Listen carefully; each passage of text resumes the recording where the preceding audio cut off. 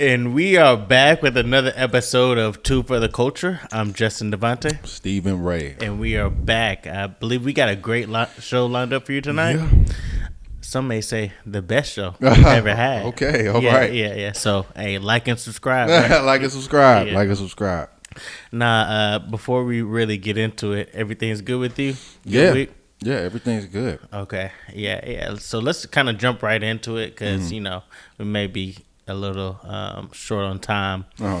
But so are you familiar with the Sherrone Moore incident? No.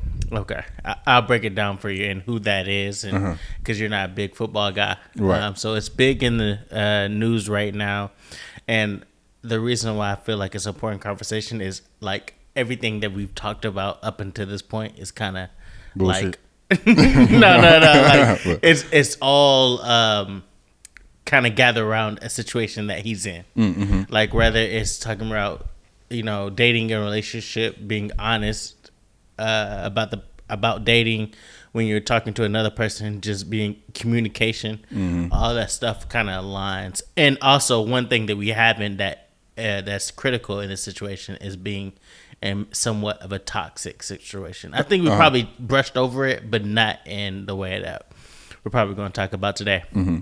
All right, so Sherrone Moore, he's the former head coach of the University of Michigan football team. Mm-hmm. So he took over for John or Jim Harbaugh, whoever coaches the LA Chargers. But he took over for him. Didn't have a great record last year, but this year he had like a 9-3 record, so a very strong record for his second year.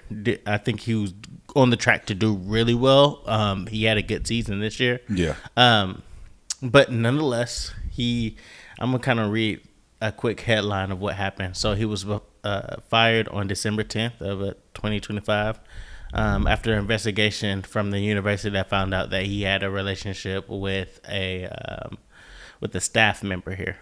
So he's in his late 30s, if not early 40s, and he was having an intimate relationship with a staff member that was maybe in her early 30s, if not 30. So got let go of the football team, the program. Is he married or something? So he's married with 3 kids. Okay. But that's not. But he's let go because that is inappropriate relationship, and that's a conduct policy. Really? Yeah. So here, hours after firing, police responded to a 911 call at an Ann Arbor residence, which is a city that is in Michigan. So University of Michigan is in Ann Arbor. So just kind of breaking that down for you. And then so a woman reported that a man broke into her home and was threatening to kill himself in front of her. And so pretty much I'm sorry. Yeah. So pretty much what was happened, or I say self-transition. Yeah. Unalive, whatever. Yeah, exactly. But nonetheless, so he came into his mistress' home, broke into it, and just, hey, I just got fired. My blood is on your hands. You did this to me. You ruined my life. So he picked up a butter knife and, put it to his neck. A butter knife? Yeah, a butter knife. Yeah, and some that name must be strong kitchen as fuck. scissors. No, I mean, he didn't try to kill himself. But, he was just like, you ruined my life, talking to his mistress or the staff member that was on the team. So, any thoughts before I... How was the phone call? I'm trying to figure out how it got to the point of calling the police on somebody threatening to kill themselves with a butter knife. Well, I mean, he broke into her home. That's one thing. Oh, okay. Yeah. That so how he got there, kicked the door, we don't know that part. Whether he had keys, whether he paid the rent, we don't know that part of it. Oh, right. This is the police report that was filed. Broke into her home, and then he's kind of arguing with her, saying, "Hey, you ruined my life. You snitched on our situation that led me to get fired, and now I had to confront this to my wife." How'd she snitch? I think from the report is that, he was calling her, she didn't answer, and at a certain point it was maybe she was getting uncomfortable with the situation, so it led her to talk to the university about their relationship. Oh my God. Yeah. In between that time, she was making $45,000. He doubled her salary. She was making $90,000. Yeah, so it was a lot of. What he thinking? Why did she do that? Why did she tell? Yeah. Why are you snitching anyway? Because he's also charged with stalking. Okay, yeah. So he just became weird, and then it's like, what am I supposed to do? That's what I'm led to believe, given his charges. I mean, he broke into her home. Yeah. So clearly she was scared of something. So she was dodging phone calls. If he's charged with stalking, then he drove by, maybe knocked on the door, made phone calls, tried to get her to pick up. And probably using everything against her. Like, I doubled your shit. Like, I doubled your salary. Maybe. Yeah. I don't know that part of it. But to be charged with stalking, that's not because you broke into some home invasion. Nobody's going to charge you with stalking. That's over time. So there's got to be multiple situations. So she's probably ghosting him. Yeah. And then he's want to get in touch. So she's very uncomfortable. Of course, she's going to choose her life over a job, as any person would. Right.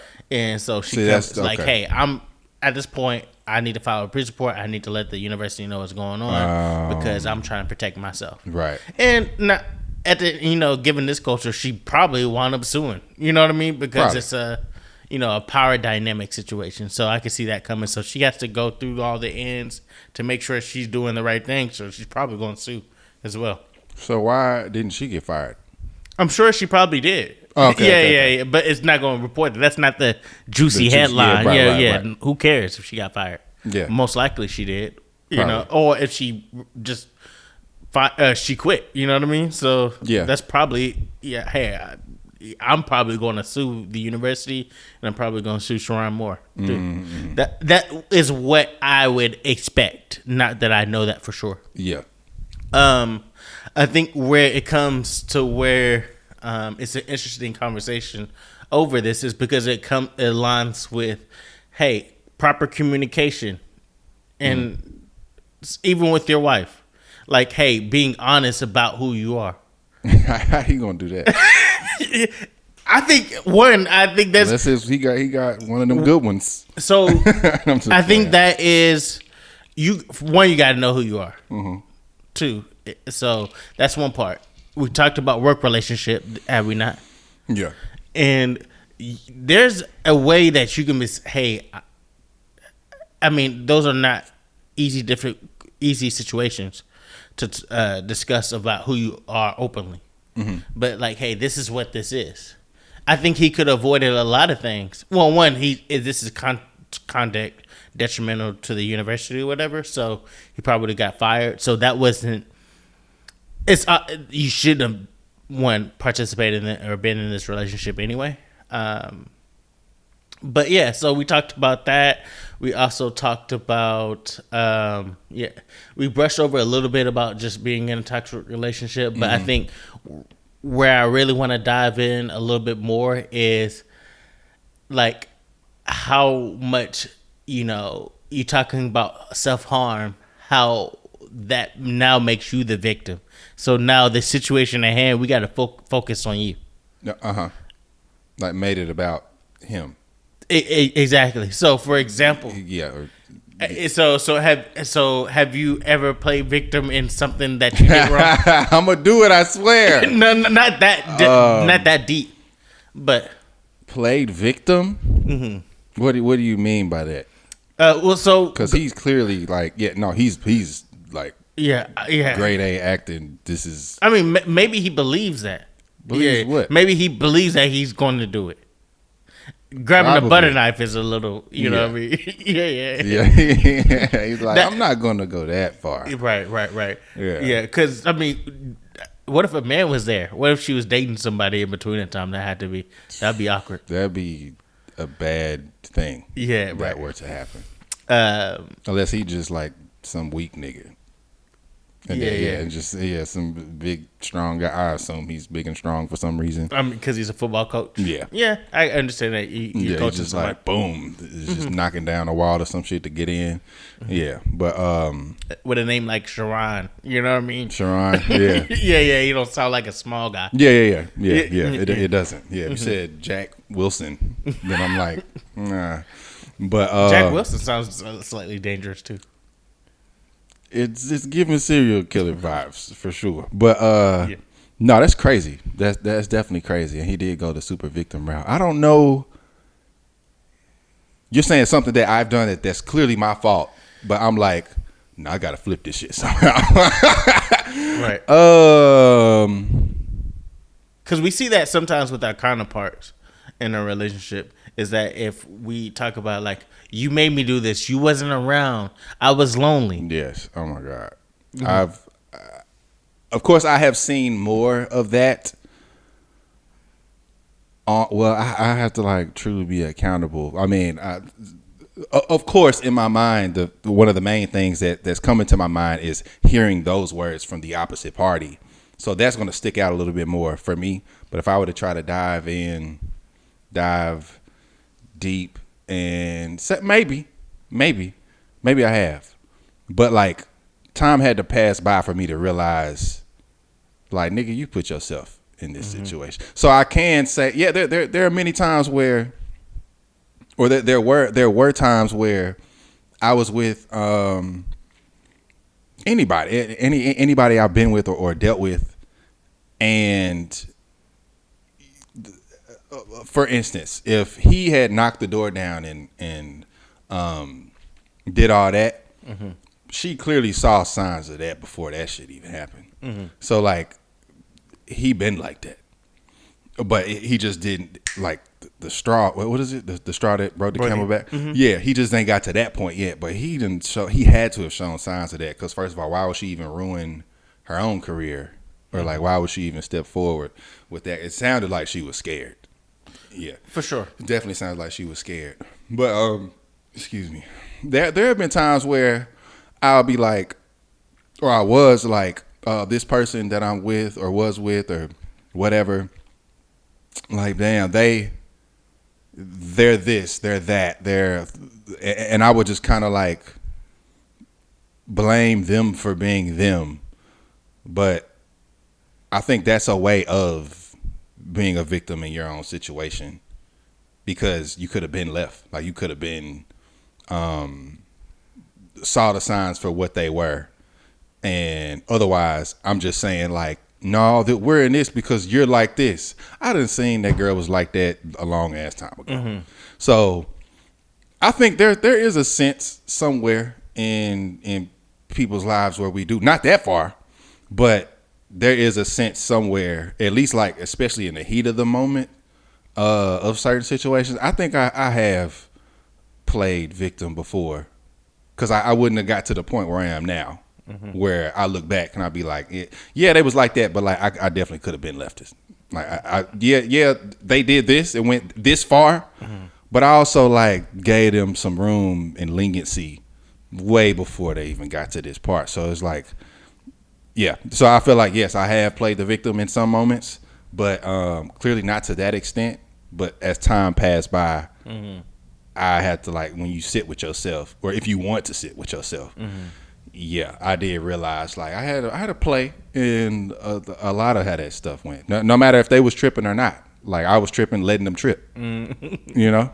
So, is it? Like, do you want to elaborate more, or do you just want to keep it there? What do you mean? More about the story of what you're referring to, or is that a story for another day? No, I mean, I'm just saying, like, in terms of, I mean, I think I basically said, like, how I was with a girl, and she used to, it started out like she would like block me, but like she was so good on all these other levels. Like there were different situations that I was in there that you can pull from, that like one certain relationship or certain relationships that I've been in, I didn't know that I was giving them leniency and all that. I didn't know that I was like, that my boundaries weren't intact or whatever. Your boundary wasn't intact. Yeah. So you didn't know that was a boundary for you at that time. I didn't know, like, I didn't know, oh, I'm supposed to be laying down boundaries right now. Okay. In certain relationships. But like in other ones, I knew exactly. Like, I could lay a boundary down, but they're so good at all these other things. You got it today. So like, it'll start like that. So you didn't enforce your boundary? I didn't enforce it, but I knew what I was doing then, though. Okay. Because I'm like, nah, man, you know, I could enforce, but like, man, they got all these other points that I love. She blocked me last night. It's all right. She'll be a wife tomorrow, you know. And what happens with that? Boom. All right. So the next time, instead of like for a certain amount of hours, now like it's on D&D as soon as we have an argument or something. And then now it's like blocked for 2 days. All right. Then, you know, that goes by and, you know, it was just very slow. But like I let certain things happen, and then I could say, man, she's avoidant. Those are all true, but like I'm letting it happen. So like I'm literally allowing this to get bigger and bigger and bigger and bigger and bigger. Like the girl, I know she done seen signs of how crazy this nigga is, and she probably stayed and let that shit get bigger, bigger, bigger, bigger. I don't know the situation, and you know she did seem scared, so I will give that. But yeah, like that. There were times where like I could play the victim in that situation and say like, man, she's avoidant. She probably got abandonment issues and da da da da da. I could say all that, and it could be possibly true. But that's me playing the victim too, though, because like I see what's happening in front of me. So yeah, that's just what I mean. It's like it ain't that crazy, right? But I think people do play victim a lot when it comes in the heat of the moment of things or arguments or whatever. I've seen myself. I would have to look back on certain situations and realize like, oh shit, you really just blaming them, but you done seen that shit the whole time. So whose fault is it really? Right. Okay. That's a good point. And I think that there's all like. Is it always 100% somebody's fault when it comes to relationships? So if you take it to the side chick, she, instead of ghosting him, assuming that we're going down this narrative because we don't know, of course, we don't know exactly what happened, but she could have gave the honest communication, like, hey, you're married. There's not a future here. You have 3 kids. You have a 1-year-old or however young, and I still want to be married. This relationship got to end at some point because you're not going to be able to leave your family. Because he could have I think from my understanding of how I'm reading this, they've had a relationship for years. For you to double her salary, that means that she's been there, and for a salary to be doubled, you can't just double a salary on a couple of months in. So I think they've been there for years. Yeah, and he could have, and he's been with the program under Jim or John, I don't know, Harbaugh, and so he was like a tight ends coach, offensive line coach, offensive coordinator. So they could have had a stemming relationship for a while now, to where now he had the opportunity to maybe double her salary because now he's the head coach, and whether he was probably promising, hey, I'm gonna leave my wife, I'm gonna do this for you, because. For you to do all this for her, it sounds like you love her too. I doubt it. You don't think he loved her? No. Maybe so. Yeah, but I mean, unless he's just like a natural crash out or something like that. But right. But it sounds to me the way that story unfolded. It sounds to me like she did come to him and say that. What? It sounds like there had to be a number of steps that she tried before it got to her going to the job. That's a major thing. So, like, I'm pretty sure she told him what you're saying. And I'm pretty sure, for some reason, I doubt he gave the narrative of, I'm going to leave my wife. I don't think niggas would be doing that for real. Okay, maybe. I don't know. I be seeing it in movies, usually old movies. But I don't think after niggas get married, they just be telling women like, I'm gonna leave my wife. I think that's like the old vintage movie or something. Okay, I mean, I don't see niggas doing that. Okay, maybe not. I don't know, but I definitely feel like she said. Eventually, it got to that point when he started stalking and all that. Like, I'm pretty sure she said something to him. You think that she properly communicated that, hey, this is not going to work out, we should separate? Absolutely. Yeah, somewhere in there. Maybe. Cuz I don't see a person going through all of that and taking themselves because now like your life is changing now. You're about to drastically change your own life. So that's a big ass move to file something, and his name is going to circulate, and now your name. What does that do to your career? Like, I'm pretty sure she did, or it sounds like she did whatever she could before she actually stepped up and expressed what's going on. Possibly. I don't know. Yeah, but not returning calls. Maybe she had told him, hey, we're breaking this up. We're done for whatever reason. Because, but just how I'm reading it, it just seems like, and she could have taken those steps to communicate properly, that it was probably not, the break off was not communicated properly in the where. And ultimately, like, I'm not victim blaming. I'm just saying, hey, accountability is very seldomly 100%. Because one, she slept with a married man fully knowing that he was married. Facts. So there could be some guilt, just like, hey, guilt is kind of eating her up. It's like, hey, I'm kind of done with this. But over years, I imagine that at some point that could be the case. But I feel like it could have been a relationship that she was interested in pursuing further. Like, hey, I met this guy. He's great to me. This is who I want to be with now. And that's typically how it goes, right? Like, you're in a good situation. You just got your salary doubled. You know what I mean? You're getting paid well. You're getting dick down. You know what I mean? Like, yeah. There's not much commitment there, but this is just me outside looking in. But also with this, how just to analyze the situation and talk about Sherrone more. This is why I can kind of get I can be too analytical, but it's when we talk about a nut, like, is a nut worth all this? When we engage in some of this behavior, because I remember I talked about being an Uber driver, dropping off that Vandy student. Like, I analyze the situation. It's like, what is the worst case scenario? Facts. Yeah. The worst, like, being simply accused makes me feel bad. Like, hey, you did this. Not even them, there's a police report and all this extra stuff. Just simply stating that, hey, I think you're this. I think you're a creep. That small accusation doesn't sit well. Right. You know what I mean? Let alone going through the whole process. So when this Vandy student was drunk, I was like, yeah, I ain't stepping up in nobody's dorm room. My mind's like... And you drunk as hell, too? Yeah, exactly. So I'm like, you're drunk, you're cute, but... Was she white? Yes. Yeah, exactly. I'm like, yeah. Red flag. Yeah. So I was like, yeah, we'll exchange numbers, and this is something you want to do. I was never going to hear that, but this is kind of my left-handed reject. You're like, hey, I'm going to be nice about it. Yeah, and be like, no, I'm not doing that.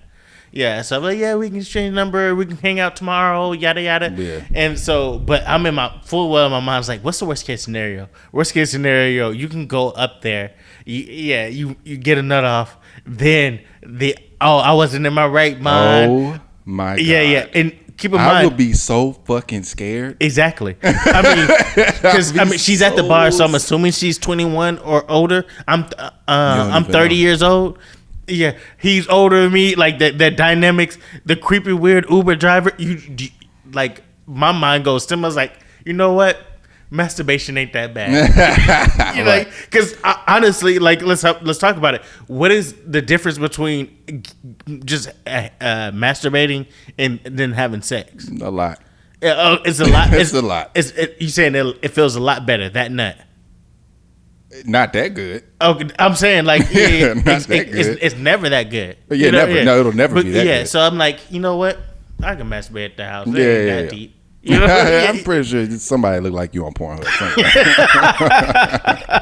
Yeah. And that's kind of where I land in a situation like that. It's like, dude, what is the end result? And Sherrone Moore should have landed there too. It's like, hey, what is the worst case scenario happen? Is this coochie worth losing my job over? Yeah. Of course not. Is it worth losing my family over? Of course not. Is it worth being all in the news? Because I look at myself like, what if a news was, Fox 17. Oh my God. Yeah. Reports that an Uber driver. yeah, like done. Yeah, exactly. And so all of that is like, that's not worth the accusation. That's not worth my family, how I'm looked at, my reputation, everything that you work for. There's never really neither do I ever really think about the family in the situation. I never think about it. Oh, you don't think about how your mom feels? No, I'm saying like if I were to see somebody online or whatever going through their own thing, I never think about their family. But you saying that, and then like, damn, like everybody who actually knows you and stuff, like they see this stuff online. That would be hectic to deal with. I couldn't imagine being accused of anything, and my mom or sister or my dad sees it, or stuff like that, or anybody attached to Kaya, like that whole side of her family. Yeah, that would be crazy. I never think about stuff like that. I understood, because I look at like Sherrone's more story, like his story may be invalid. Hey, she came after me. I was seduced. All that shit don't matter. Exactly, 100%. And for me, if I was accused, I'm like, I never did anything. She's the one who kissed on me. That enticed me. Who cares? Who cares? Who cares about your story? Bruh. Exactly. I advocate, do not deal with. Well, I don't know what this situation is, but dealing with toxic women is not healthy for a man. Just especially if they're like physically like toxic, or like too much masculine energy, like the rah, that type of shit. I feel like the man is always going to lose in that situation, because either he leaves, or if he stays,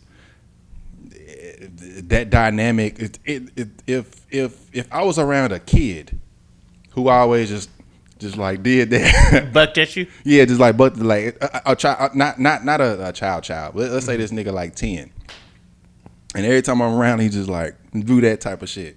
Eventually, I'm gonna get mad at that shit. And this is a kid we talking about, right? Yeah. So if you're around a woman who's like always like toxic, who loses? You. The man is going to lose. I feel like the man is going to lose the most if he stays in there, because as soon as he's on what she's on, it's over. Right. It's done. Yeah. And I think that also plays into, like, when we talk about football players, and this kind of extends to the coaches as well. They're very passionate people. Yeah. They're going to be emotional. They love the game. So they can carry that in their daily lives as well. So passionate, emotional guy, brings that into his relationship, brings that into his side chick. Yeah, so now you're acting very much on character of who you are, because that's you love, breed football. And that's kind of what I'm kind of stemming from him. And so that's also being a part of who you're messing with as well. You got to very much know the person you're dealing with too. So it's always like it's very seldomly 100% one person. You got to be, of course you got to be wise to it too, but this is a learning situation for everybody. And that's when we talked about what we can learn from this, and why we talk, everything we talked about kind of comes all together with situations such as him. Because I mean, he won't be the only one. He won't be the last one. Tiger Woods was very much in a similar situation to this, to where he's messing with not only just one chick but several chicks. His wife finds out, she reacts emotionally. Now it's all over the news. Now you're getting divorced. You're losing hundreds of millions of dollars. Like, every situation is going to be slightly different, but it's all over what? Coochie. It's all over. And I think it can be beyond just, and that's why I wanted to talk about, like, how much is having sex with somebody and masturbation. Is it like head and shoulders different? Yes. Okay. Yes, it's a woman. It's a Hell no, that shit different. Okay, so break it down for me, because that's like I said, when I'm going my analytical mind, when I'm nutting, it's not that serious though. It would never be that serious. Niggas, many people lose their life. Okay, so what I'm saying is it because it's because I also, correct me if I'm wrong, this is our podcast, so we can kind of go how we want. So her letting you enter her gates, right? That as an ego, that feels good to a man. Facts. Okay, so I feel like that's one thing. Mm-hmm. Then of course, her body, beautiful. You know, you kissing, foreplay, mm-hmm. all that stuff is great. But the actual nut itself is fairly similar to the nut you would get in masturbation, is it not? I mean, sure, if you're talking like just pure nut for nut. Anatomically, did I say that right? I don't know, but let's go with it. Yeah, yeah. Anatomy wise, like sure, like the point A to point Z, both reach point Z. Sure, I get that. Right, but it ain't the same. It's like no, it's like it's all that. It's human nature. Right. Yeah, like yeah, like a woman's touch, and I'm sure on their side, same thing. Right. Just like a man's touch, yeah, like it's totally different. Mm-hmm. I don't think it would ever be worth that though. Yeah, that disrupt of peace and yeah, just like thinking about shit like that. I don't know. Like I've been in certain situations. We just talked about a situation. Like the coochie ain't everything, bro. Like it's not. Like that shit. I've been in random situations where I'm not gonna do that. Yeah, I'm not gonna do that. I'll tell you about it after. Okay. But that valid reason why not. But okay. But yeah, but there's just certain situations that you really got to look out for, and I get it. Like it's everybody knows, you know, like there's nothing better. I mean, I'm sorry to say, but there's nothing better than new pussy. It's not. Mm-hmm. It's just like it could be. What sucks is like after it, but like the chase and the new thing is it's the achievement thing for men. Like you said, like the ego boost. It's like unlocking this achievement of she trusts me enough to have my way with her body or whatever. Like that's a amazing feeling. Mm-hmm. You know what I'm saying? To unlock, like not necessarily like after a while, y'all fucking for a while. That I'm talking about the first time. Mm-hmm. It's like, damn, I cracked. You know what I'm saying? It's like that is a thing for men for sure. Mm-hmm. So I get that, but it ain't worth all that other stuff. Right. And so I want to say I totally 100% agree with you. Mm-hmm. Man to man, all those things. But I also feel like that can be what's wrong with us as well. It's like, why does that feel good? Is that it's how we're made. Is it, or is it like that is like a insecurity of us? What do you mean? To where like, why do we need that satisfaction that she trusts us enough? Like we should have, you know what I mean? Like why does that? I know it's not cosign is not what the word I'm looking for, but why is that extra added? Trust make us feel good. Why don't we just carry that naturally? So that's essentially what I'm saying. Is that a man trait, or is that like an insecurity of us to where we need that female satisfaction to make us feel better? It could be depending on the man. Okay. Yeah, it could be depending on the man. There are men who would have relations with people I've turned down just to make them feel good about getting some. Mm-hmm. So I think there's that has a play, and a lot of men's downfall as well. Mm-hmm. The feeling of being like that guy and all that. I think that does resonate with a lot of men, for sure. Especially, I feel like a lot of men who don't have the opportunity, whether they choose to take it or not, to actually get women. AKA niggas that don't get hoes, right. Like, or whatever they say on the streets. But yeah, some men can be like super insecure about themselves and like trying to prove something, you know. Right. And so, because I think when this was months ago, when you talked about why and asking your questions, well, why? I think that is just like a constant theme on our podcast, because that was just profound when you said it. Is why am I doing this thing? And so when we ask each other, like me, question about insecurity of ours is, why do we feel this way? Because now I'm looking at everything like, and I've always had a hint of that, but when you said it, it just kind of like unlocked another thought of mine, like another gate. And I'm like, yeah, I should be asking myself why more. Yeah. Because I don't want to just say, hey, this is men, just love coochie, men, just that's how we're anatomies built. We just born this way. Like, okay, let's break it down. Why? Like, why does she saying I'm beautiful make me feel good? Like, is that something that I need, or is it just a compliment and I move forward? Like, I just want more questions on why.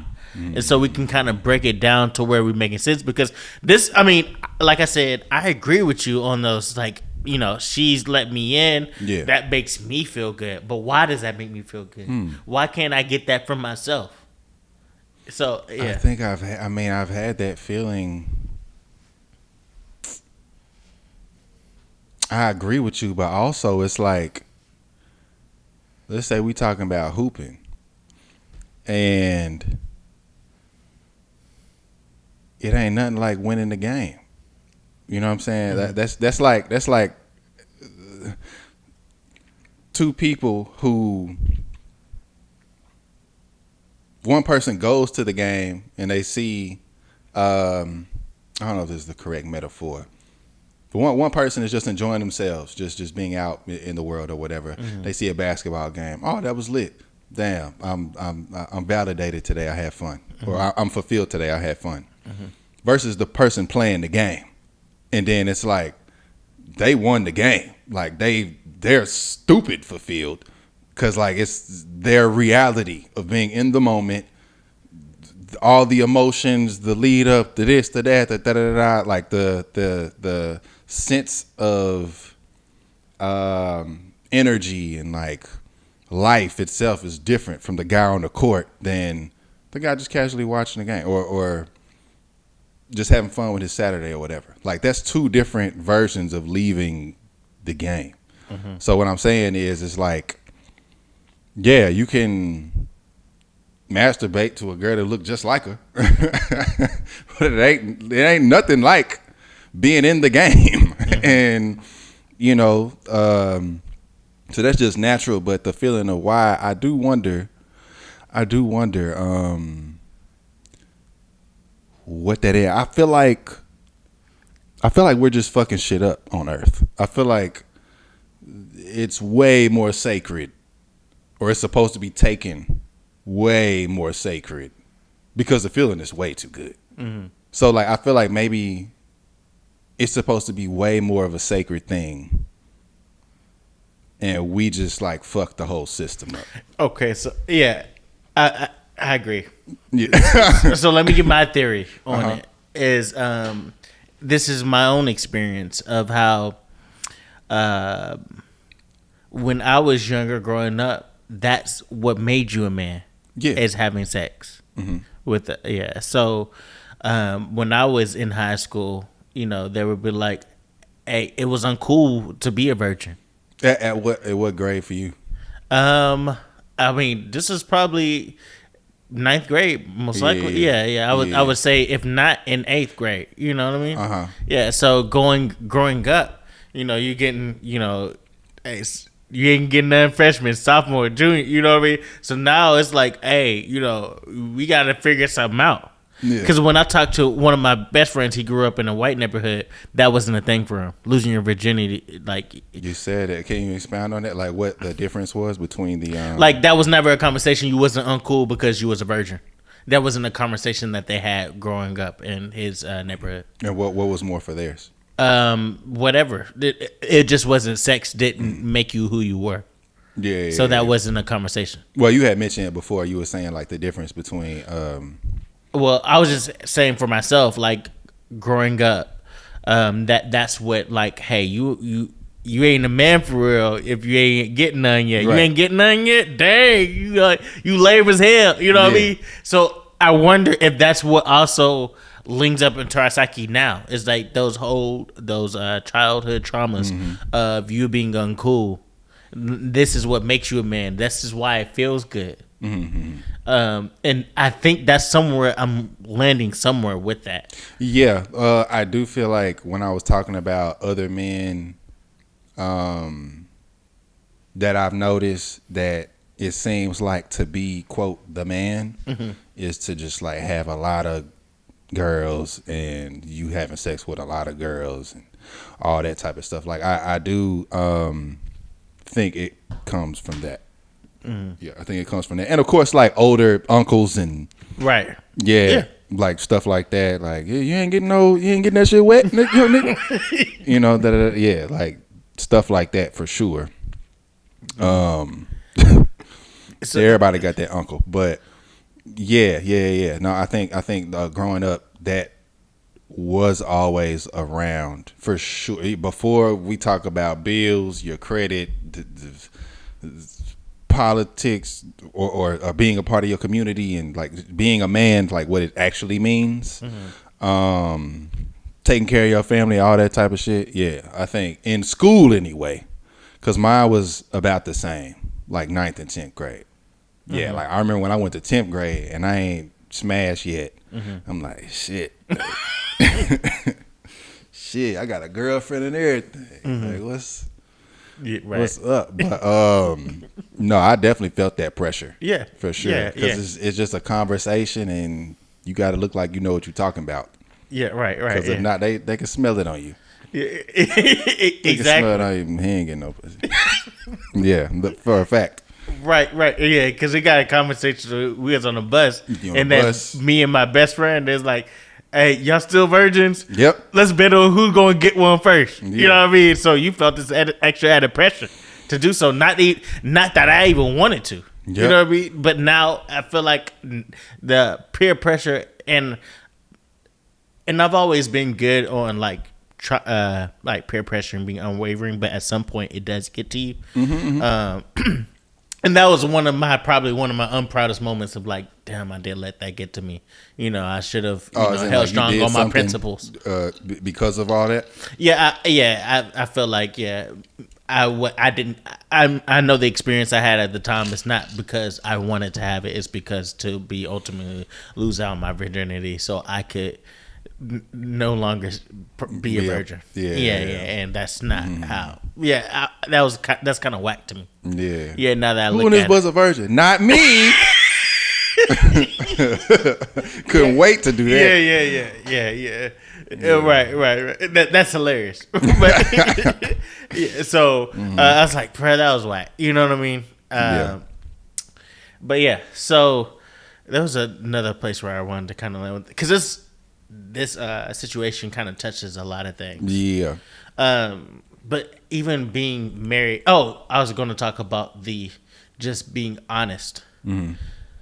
Because for me, it's like, one, he's already against the university policy by messing with her. Why not go to somebody else who's not a part of the university? She in his face. It's human nature. Okay. Fair enough. Which sucks for me to say. I hope I don't eat those words one day.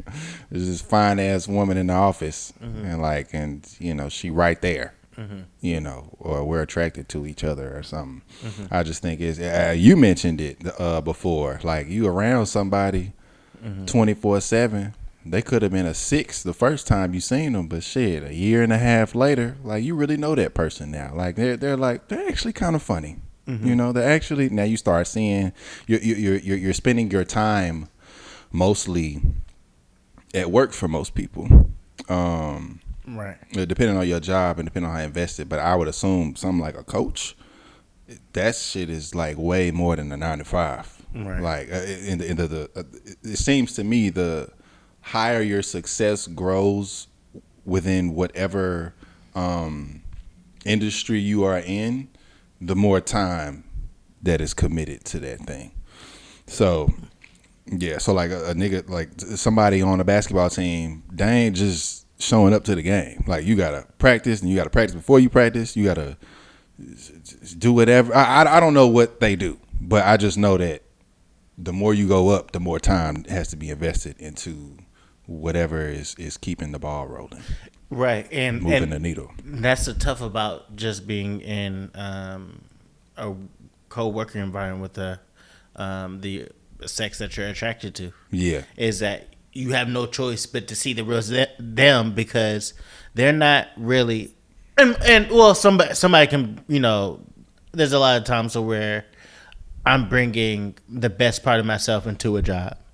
So, you know, I'm like, hey, I'm nice to everybody, but I'm not this nice ass guy all the time. You know, but, you know, I try to have a good attitude at work and bring good energy, because, you know, good energy is, you know, feels good. People receive it, and then at that return, it makes everybody else good, and everybody works better. So I keep that in mind.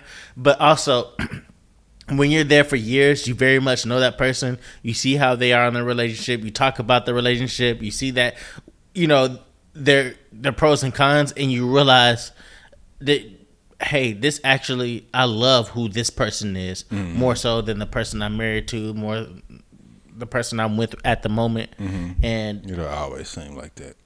Yeah, right. And you could be very much wrong, but at the same time, you could have seen, hey, she dated so and so for 2 years, and, you know, I don't think he's right for her. I met him on several occasions. Yeah, they don't work together, but I could put myself in that situation and now work best for me because I love the traits that she brings. So you're seeing that a lot, definitely over years. Yeah. And so that's what makes like working next to somebody so scary as well. Because what if you realize, shoot, the person I'm with isn't for me? Yeah. So I had a flashback of the work husband. Shit. Yeah. Maybe. I mean, it happened. It can.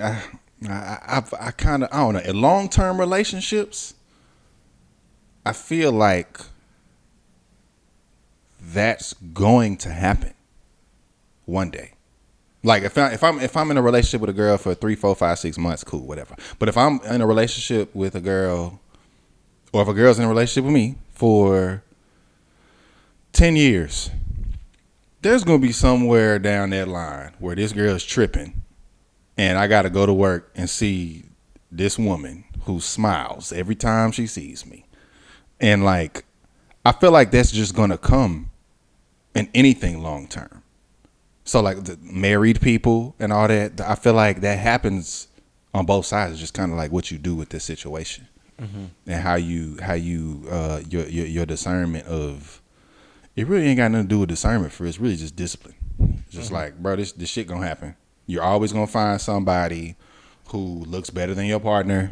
It's I feel like this is just an always thing. Especially with long-term relationships, you're always gonna find somebody funnier than your partner. You're always gonna see somebody whatever, because after you know them, they're normal now. Like when you first get to know them, like, damn, this person is great. Da-da-da. But long-term relationship, then you see the flaws, the this or that, the da-da-da-da. You see why they was happy on that Monday versus other ones. Well, all I'm saying is that I feel like there are a certain amount of challenges and possible temptations throughout every long-term relationship that you'll have. So it's a discipline thing. Yeah. So like if he was just trying to, or not even him, but just like certain people maybe like that. It could be an ego thing. It could be a macho man, like I want to take over the world type shit. You know, it could be the insecurity of not being the man. You know, I really don't know what it is, but I do know that shit gonna happen for everybody in long-term relationships. I feel like, yeah, like have you ever been in a situation where you was with a girl and you was with her for a long time, and then you saw another girl, and then like she had a liking to you, but she kind of looked better, or it was funnier, or like you saw the differences between them? No, I haven't been in a situation like that. Have I been in a relationship to where it's like she's cute, yeah, and she seems like a good person, yeah. But I've never like, hey, I'm gonna put my relationship to the side to pursue her. Well, or like I would go out my way not to do that. Like I'll always be friendly to everybody and be interested in what they got going on and have a conversation. But yeah, I wouldn't dictate my relationship on, or like put my relationship on the line for somebody else. Yeah, so you're speaking on the behalf of a disciplined person. Yeah. Right. So that's what a disciplined person would say, is what I'm saying. Right. So yeah, there are people like that, and then there are people that's like, man, she keep looking at me though. Like, you know what I'm saying? It's different. Cause I'm like that as well. Like when I'm with a woman, it don't matter who, literally does not matter who it is. Celebrity, it don't matter. So yeah, I think that's just the difference between, you know, like just being disciplined and locked in with your person. It's just commitment. Yeah. Now I haven't been married for 20 years, Right. and all that, you know. But I do still, even if I don't think this will ever happen, but like, yeah, that would be completely my fault. Like if I was in a situation like that and there's a girl at work or I'm gonna eventually look at that situation. If I were to, I don't even want to speak something like that into existence, but for a man to, or anybody in long-term relationships, marriages, especially marriage, like as a commitment, which is way more challenging. But yeah, it's really just discipline, for real. Yeah, I mean, so there have been times where I did Uber, and like, hey, you trying to come in? I'm like, I got a girlfriend. You know, like dang it. You know what I mean? Like if I was single, I'd definitely walk in, you know, park somewhere real quick. Yeah, but outside of that, it's never been like I'm really entertaining somebody for real. But yeah, but nonetheless, like, dang, you know, it sucks that I'm in a relationship right now. But outside of that, yeah, because I wouldn't want to put my relationship online. Because like I said, I'm analytical, right? So I'm like, if I was to step in, I have to carry that guilt with me. Facts. For a nut. Facts. I can masturbate. like for real, I'm never going to see this person again. It's great that, like, when we talk about the, like she letting you in, how that feels good. Her even offering it, there's a feel good element Facts. to it. Yeah. Yeah. It's like, okay, you know, thank you. That's complimentary that you want to have sex with me. Right. Yeah, but you know, there's so much I would lose. Yeah. It's because I very much want to be in the relationship that I'm in right now.